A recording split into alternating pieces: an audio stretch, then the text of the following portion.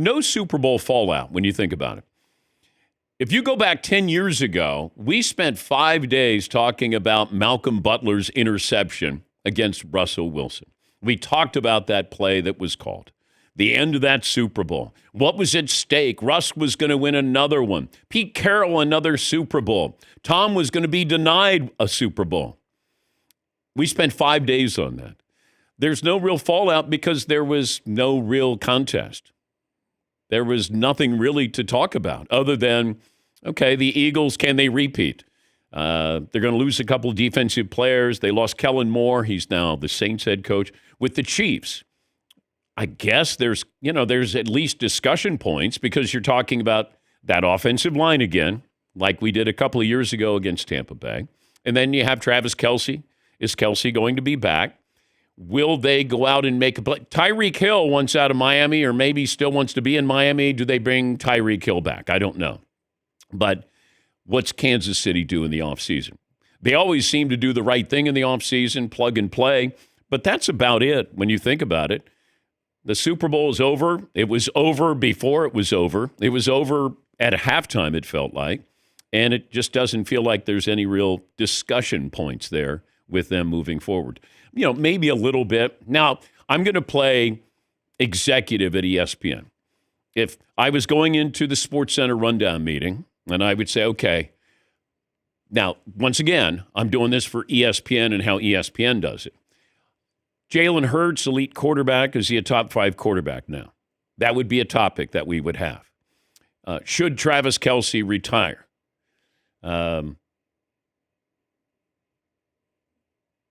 Where does the Eagles' defense rank among all the great defenses of all time? Once again, I'm trying to get bullet points where if you're flipping through the channels, you'll go, Jalen Hurts, elite quarterback, ?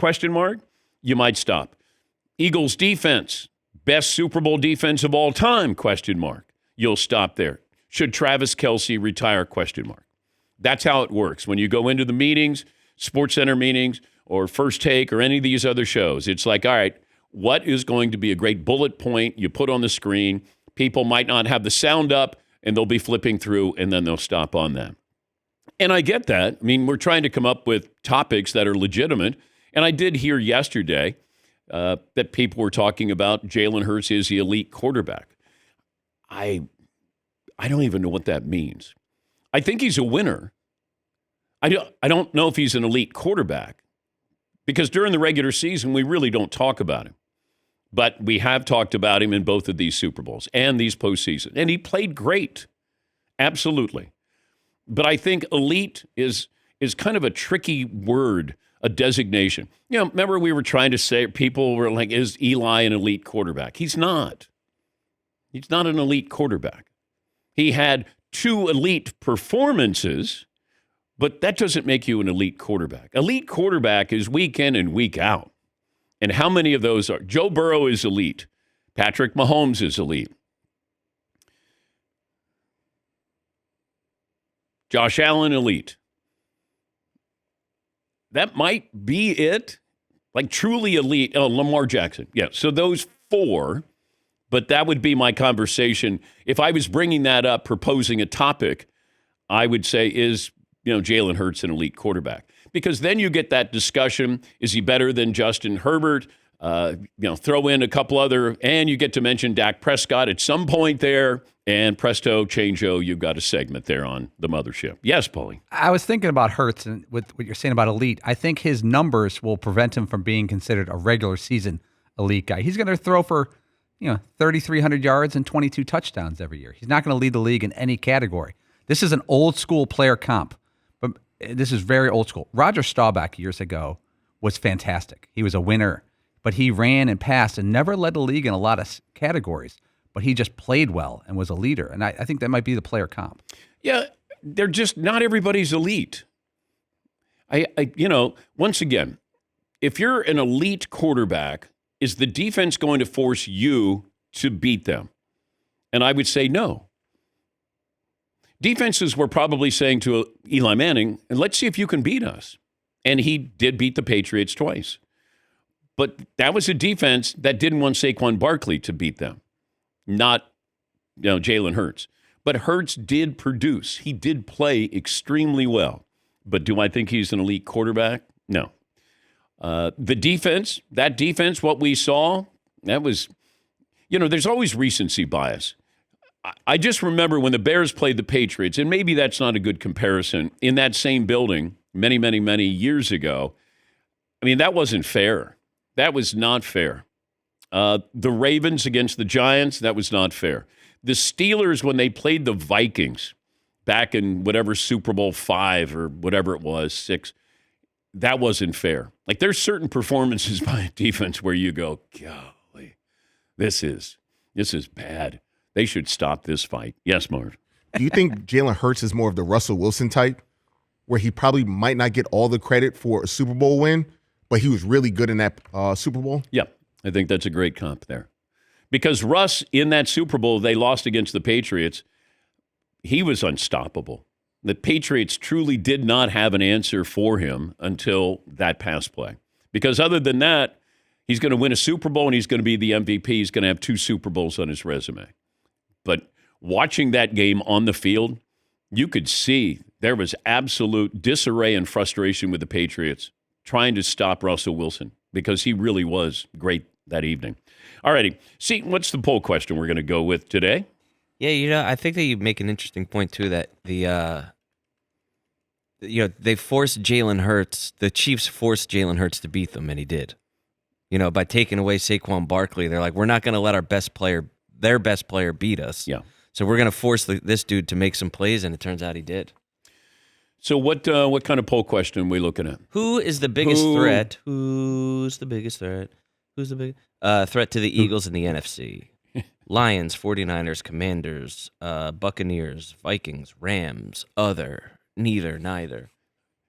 Oh, don't you have to put the Cowboys on there, at least question mark? I don't know that we do. Gotta admit, I don't know that we do. The Cowboys were the threatening teams. Yeah. The Cowboys were the 11th ranked team in the NFC last year. They had 7 wins. There's 10 teams ahead of them on the depth chart. Sorry, top 10 only. Yeah. Well, Dak Prescott said they're pretty close, though. Of course, he has to say that. Now, if he said, no, we're not close, now you have a story. But of course he's going to say, I could probably say to Caleb Williams, hey, how close are you to being a Super Bowl team? Hey, we're not that far away. I would say the Commanders feel a little closer. The Lions feel a little closer. I would still put San Francisco in there, maybe last call. But, yeah, you could do that. I think recency bias, people would say probably the Commanders. I'd still say the Lions because the Lions get healthy. They have everybody. They don't necessarily need anybody. But if they would happen to go all in on Myles Garrett, now all of a sudden we have a conversation here. But that Eagles defense, now they might lose a couple of these players. I think they have 3 free agents there. But you still have your offense signed up. And that's still a great offensive line and a great defensive line. Just that combination there, you're in every game. Every single game because you have a great offensive line, great defensive line. And because of that, the Eagles will be back in this situation next season if they stay healthy. Kellen Moore is leaving the Eagles. There were people who talked about, would you leave the Eagles' offensive coordinator position to be a head coach? Now, granted, it's the Saints. And they're generic.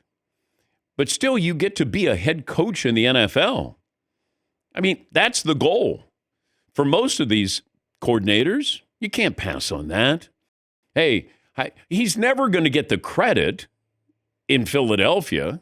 Oh, who's the offensive coordinator? Oh, Kellen Moore. Yeah. Wasn't he with the Cowboys? Yeah. He was with the Chargers. So his window is open. It was open for him to get the head coaching position. Now, the Saints aren't going to be very good. Like the Saints are sort of in no man's land, that they're middle and they're vanilla. Like there's nothing about them where you go, hey, now the first 2 weeks of this past season, when they're putting up 40 points, I'm like, wait a minute here. What's going on with the Saints? And then they came back to earth, and then we realized the Saints are the Saints or the Aints. And, okay, you can win that division, but I expect Atlanta to one day get it right. Tampa Bay is still good.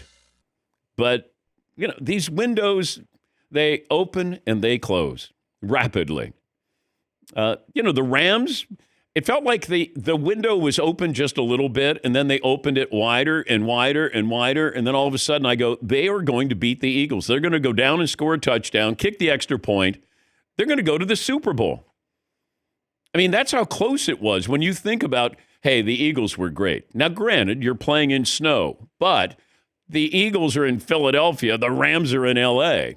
So, factor that in if you want to, that maybe that kept the game closer because of the conditions.